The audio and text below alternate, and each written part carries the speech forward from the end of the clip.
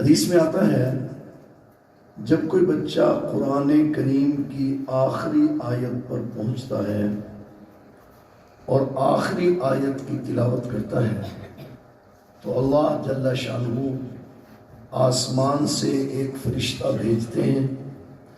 وہ فرشتہ اس طالب علم کی پیشانی پر بوسہ دیتا ہے اور کہتا ہے سل تعطیٰ، مانگ، آج جو کچھ تم مانگو گے تمہیں عطا کیا جائے گا.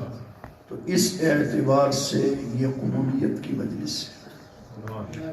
حدیث میں آتا ہے جس آدمی نے ایک مرتبہ دیکھ کر قرآن کریم کو پڑھا اس کے عوض میں جنت میں ایک ایسا درخت لگایا جاتا ہے کہ اگر اس درخت کے ایک پتے کے سائے میں کوا اپنی جوانی میں اڑنا شروع کرے تو کوے کو بڑھاپا آ جائے اور اس پتے کا سایہ ختم نہ ہو. سبحان اللہ. حدیث میں آتا ہے آپ نے فرمایا علی قرآن پڑھ اور پڑھا، اگر اس حالت میں تیرا انتقال ہو گیا تو تجھے شہداء کے ساتھ اٹھایا جائے گا. ایک روایت میں علی قرآن کل فرشتے تیری قبر کی زیارت کو اس طرح آئیں گے جس طرح لوگ بیت اللہ کی زیارت کو آتے ہیں.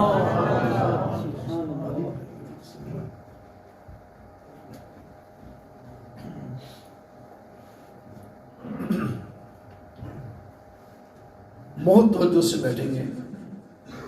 قرآن کریم یہ عجیب دولت ہے. قرآن صرف کتاب اللہ نہیں کلام اللہ بھی ہے. صرف کتاب اللہ نہیں. کیا فرق ہے؟ کتاب اس کو کہتے ہیں جس کو اللہ نے نازل تو کیا ہو مگر تلاوت نہ کی ہو، اور کلام اس کو کہتے ہیں جس کو اللہ نے خود تلاوت کی ہو. قرآن کریم فقط کتاب اللہ نہیں بلکہ کلام اللہ. سارے بولیں گے، تھوڑی توجہ میری طرف رہے گی. یہ کلام اللہ بھی ہے، اور کلام جو ہوتا ہے نا، کلام یہ متکلم کے اندر سے نکلتا ہے، اور کلام میں اتنی ہی طاقت ہوا کرتی ہے جتنی متکلم میں طاقت ہوتی ہے. تو یہ کلام کس کا ہے؟ اللہ. سارے بولیں گے اللہ. کلام کس کا ہے؟ اللہ. اللہ کا. تو آج جو لوگ اس کلام کو مٹانے کی کوشش کر رہے ہیں وہ کتنے ناداں ہیں. کلام متکلم کے ساتھ زندہ رہا کرتا ہے. اس کا متکلم اللہ ہے اور اللہ حی قیوم ہے، تو اس کی موجودگی میں اس کا کلام کیسے مٹ سکتا ہے؟ لہذا قرآن باقی تھا، باقی ہے، باقی رہے گا. قرآن کو مٹانے والے مٹ گئے، مٹ رہے ہیں، مٹ جائیں گے. قرآن تھا، ہے اور قرآن رہے گا انشاءاللہ. قرآن رہے گا. ذرا توجہ میری طرف رہے. یہ کلام ہے اللہ کا. علماء بیٹھے ہیں، کلام متکلم کے اندر سے نکلتا ہے. اور میں کہہ رہا تھا کلام میں اتنی طاقت ہوتی ہے جتنی متکلم میں. اب کلام تو ہے اللہ کا، اللہ کے اندر سے نکلا ہے. علماء لکھتے ہیں کہ جب اللہ کے اندر سے نکلا ہے تو یہ تو تجلیات سے بھرا ہوا ہے. تو جب یہ تجلیات سے بھرا ہوا ہے تو یہ چھوٹے چھوٹے بچے اس کو کیسے یاد کر رہے ہیں، اس کو کیسے پڑھ رہے ہیں؟ تجلی تو ایک کوہ طور پر پڑی اور وہ جل کے راکھ ہو گیا. تو علماء نے ایک بڑی عجیب بات لکھی ہے. کہا قرآن کریم میں اِنَّا عَرَضْنَا الْأَمَانَةَ عَلَى السَّمَاوَاتِ وَالْأَرْضِ وَالْجِبَالِ. اگر یہ قرآن کریم ہم پہاڑوں پر اتار دیتے، ہم آسمانوں پر اتار دیتے، زمین پر ہم نے پیش کیا، سب نے انکار کر دیا. علماء نے لکھا ہے اگر یہ پہاڑوں پر اتر جاتا وہ جل کے راکھ ہو جاتے، اگر یہ آسمانوں پر اتر جاتا جل کے راکھ ہو جاتے. اللہ تعالیٰ نے اس کو آسمانوں پر نہیں اتارا، پہاڑوں پر نہیں اتارا، بلکہ اس سینہ مبارک پر اتارا جس کو علم نشرح لک صدرک. علماء نے لکھا ہے قرآن جب لوح محفوظ سے آیا تو جلال ہی جلال تھا، کیونکہ نبی پاک صلی اللہ علیہ وسلم کے سینہ اقدس پر اترا اور آپ کا سینہ جمال سے بھرا ہوا تھا. تو جو ہی قرآن حضور کے سینے سے گزرا تو جمال ہی جمال بن گیا. تھا تو جلال مگر کیا بن گیا؟ جمال ہی جمال بن گیا، کیونکہ حضور علیہ السلام کے سینہ مبارک سے گزرا. اس پہ مفتی تقی عثمانی صاحب دامت برکاتہم کا وہ شعر یاد آ رہا ہے، محبت کیا ہے دل کا درد سے معمور ہو جانا. محبت کیا ہے دل کا درد سے معمور ہو جانا، متاع جاں کسی پہ وار کے مجبور ہو جانا، کسی کو دل میں بسا لینا بس یہ دل ہی کا کلیجہ ہے، ورنہ پہاڑوں کو تو آتا ہے جل کے دور ہو جانا. میری بات کچھ سمجھ رہے ہیں آپ؟ یہ قرآن اللہ تبارک و تعالیٰ نے نبی کریم صلی اللہ علیہ وسلم کے سینہ اقدس پر اتارا اور حضور اکرم صلی اللہ علیہ وسلم کے سینہ اقدس سے ہم تک پہنچا. ابھی حضرت مفتی صاحب مجھ سے پہلے یہ بات فرما رہے تھے، قرآن کریم کی صفات. یہ قرآن کریم یہ حضور علیہ السلام کا معجزہ ہے. بہت توجہ سے بیٹھیں گے، زیادہ وقت نہیں لوں گا. کیا ہے یہ؟ معجزہ کہتے ہیں جس کی مثل کوئی نہ لا سکے.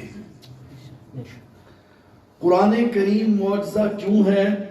علامہ شمس الحق افغانی رحمۃ اللہ علیہ نے لکھا ہے کہ یہ قرآن کریم 70 وجہوں سے معجزہ ہے. نمبر 1، یہ قرآن کریم یادداشت کے اعتبار سے معجزہ ہے. اتنی بڑی کتاب اتنی جلدی یاد ہو جانا یہ خود اس کلام کا معجزہ ہے.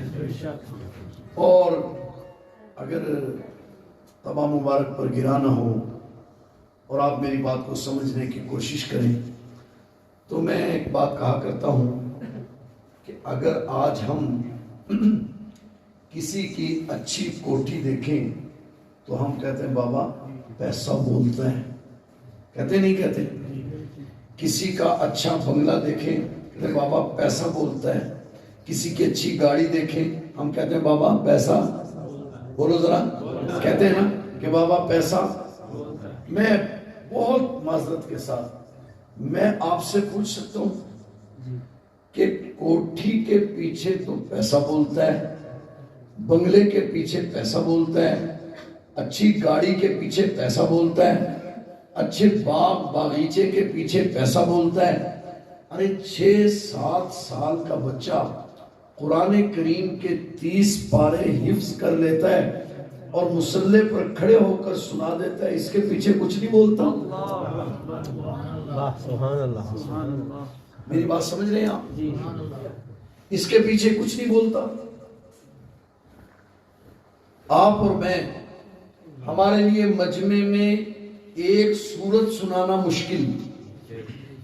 10-11 سال کا بچہ، ابھی رمضان المبارک آئے گا، چھوٹے چھوٹے معصوم بچے بھی قرآن کریم کے 30 پارے سنائیں گے تو 30 پارے اتنے معصوم بچے یاد کر رہے ہیں اور سنا رہے ہیں.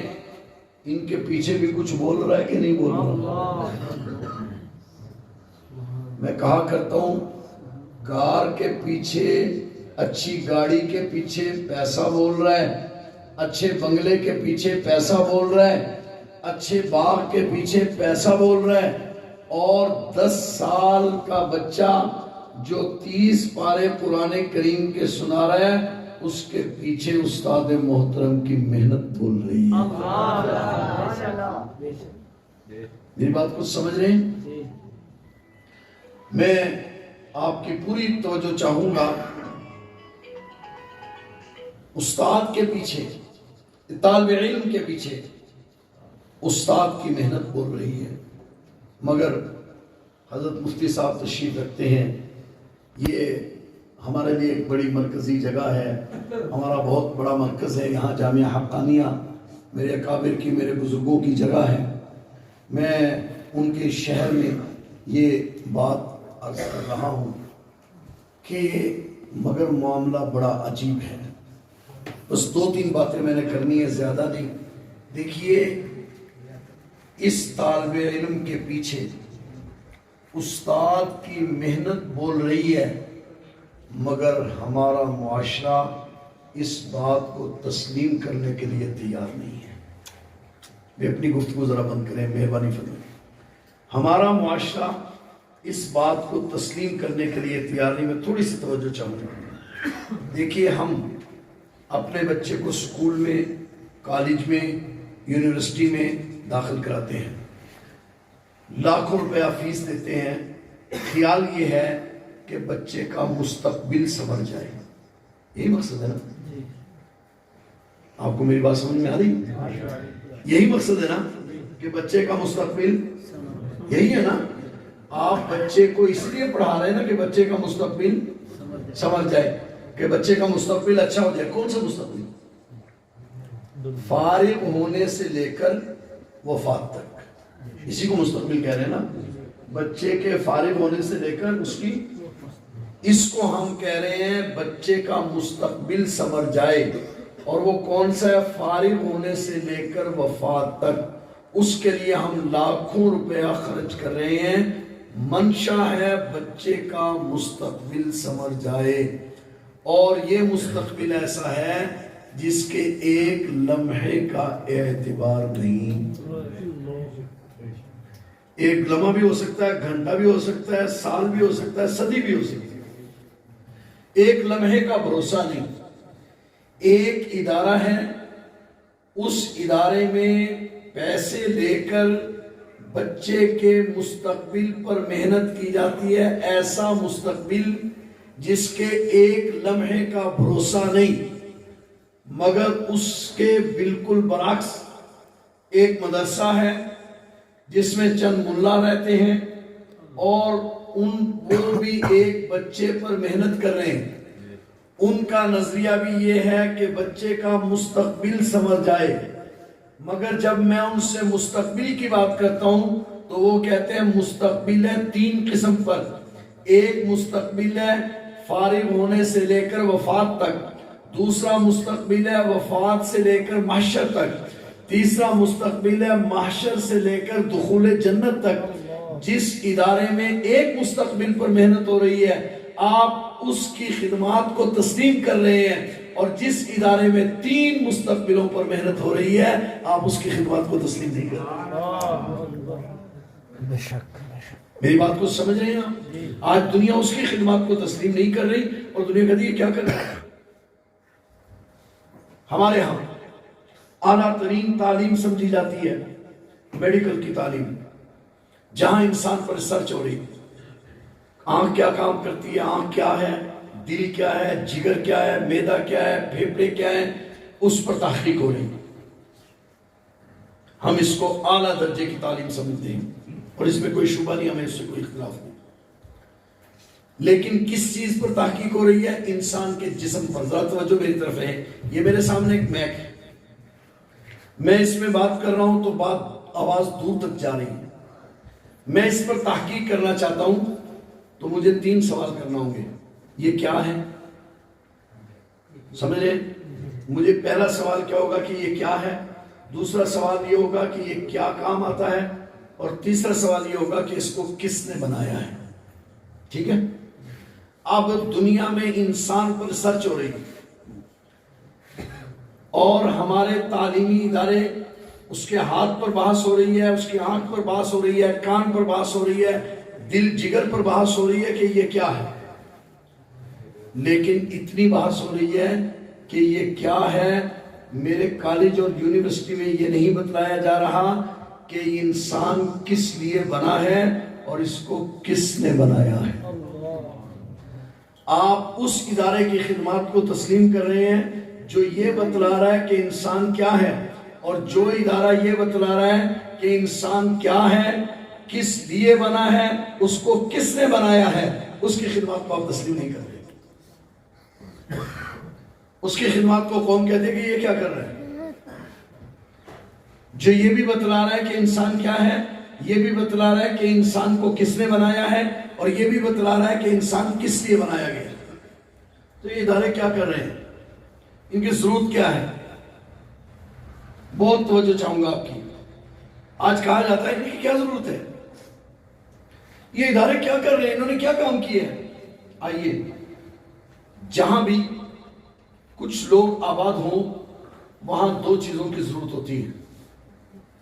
جہاں کچھ لوگ آباد ہوں انسان کبھی تندرست ہوتا ہے کبھی بیمار ہوتا ہے. تو جب دنیا میں کہیں آبادی بنتی ہے تو کہتے ہیں کہ وہاں ہاسپٹل بھی ہونا چاہیے. دنیا کی آبادی کا دستور ہے. ہاسپٹل بن گیا, دنیا کی آبادی کسی علاقے میں کوئی علاقہ آباد کیا گیا, اس میں ہاسپٹل بنایا جاتا ہے کیونکہ صحت اور بیماری انسان کے ساتھ ساتھ ہے. اور کہتے ہیں جہاں کچھ انسان رہتے ہوں کیونکہ مزاجوں کا اختلاف ہوتا ہے, لہذا مزاجوں کے اختلاف کی وجہ سے ان میں لڑائی جھگڑا بھی ہو جاتا ہے, لہذا آبادی کے لیے عدالت کا ہونا بھی ضروری ہے. تو آبادی کے لیے ہسپتال کا ہونا بھی ضروری ہے اور آبادی کے لیے عدالت کا ہونا بھی ضروری ہے. بیماری کی وجہ سے ہم کہہ رہے ہیں کہ ہسپتال ہونا چاہیے, روح کی بیماری کی وجہ سے ہم کہہ رہے ہیں کہ اس میں عدالت بھی ہونی چاہیے تاکہ لوگوں کو انصاف مل سکے. لیکن آپ اپنی ایمانداری سے بتلائیں, دنیا میں جہالت سے بڑی بھی کوئی بیماری ہے؟ جی, دنیا میں جہالت سے بڑی بھی کوئی بیماری ہے؟ جب دنیا میں سب سے بڑی بیماری جہالت ہے تو آپ دوسری بیماریوں کے علاج کے لیے آپ کہتے ہیں ہسپتال بھی ہونا چاہیے, عدالت بھی ہونی چاہیے. تو جہالت کو دور کرنے کے لیے کچھ نہیں ہونا چاہیے؟ جی, جہالت کو دور کرنے کے لیے بھی ادارے ہونے چاہیے یا نہیں ہونے چاہیے؟ اور جہالت ایک ظلمت ہے, وہ ایک اندھیرا ہے, اس کو جو دور کیا جا سکتا ہے وہ نور نبوت سے ہی دور کیا جا سکتا ہے, وہ وحی الہی کی روشنی سے ہی دور کیا جا سکتا ہے اور کسی چیز سے دور نہیں کیا جا سکتا. لیکن آج ہم ان اداروں کی خدمات کو جو جہالت کو دور کر رہے ہیں, آج دنیا ان کی خدمات کو تسلیم کرنے کے لیے تیار نہیں ہے. مگر یہاں ایک عجیب مسئلہ ہے, پاکستان بنے کتنا زمانہ گزر گیا؟ 5 صدی, 75 سال. ٹھیک ہے, پاکستان کس بنیاد پر معارض وجود میں آیا؟ لا الہ الا اللہ, ایسے ہی ہے نا, لا الہ الا اللہ محمد رسول اللہ کی بنیاد پر معارض وجود میں آیا. بنے ہوئے 75 سال کا زمانہ گزر گیا. 14 اگست 1947 سے لے کر آج 28 فروری 2023 تک آپ اپنی تمام حکومتوں کا جائزہ لیں, اپنے بجٹوں کا جائزہ لیں. آپ کے بجٹ میں پارلیمنٹ سے لے کر آپ کے بیت الخلا تک کا بجٹ موجود ہے, سیوریج تک کا بجٹ موجود ہے. اگر بجٹ موجود نہیں ہے تو اس مدرسے کا موجود نہیں ہے. اللہ ہے تو جو آپ کی, آپ کے, میں بڑی ذمہ داری سے بات کر رہا ہوں, ایک پولیٹیکل جماعت سے تعلق رکھتا ہوں. آپ کے ملک کے فنڈ میں ساری چیزوں کا فنڈ موجود ہے. اگر فنڈ نہیں تو قرآن پڑھانے کے لیے نہیں, حدیث پڑھانے کے لیے نہیں, اس مکتب اور مدرسہ کے لیے نہیں. جبکہ لارڈ مکالے کے نصاب تعلیم کے لیے تقریباً 46% بجٹ تک ہمارے بجٹ میں گنجائش موجود ہے. کہاں تک؟ 46%.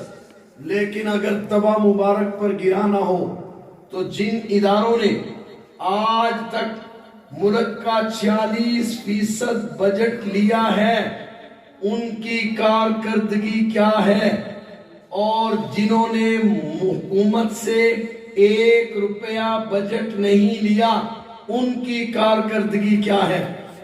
جنہوں نے 46% بجٹ لیا ہے, آج ہمارے جو قومی ادارے ہیں, یونیورسٹی ہیں, ان میں ایک بڑی یونیورسٹی قائد اعظم یونیورسٹی اسلام آباد ہے, جو دنیا کی 600 یونیورسٹیوں میں سے ایک یونیورسٹی ہے. کیا نام ہے جی؟ قائد اعظم یونیورسٹی اسلام آباد, جس نے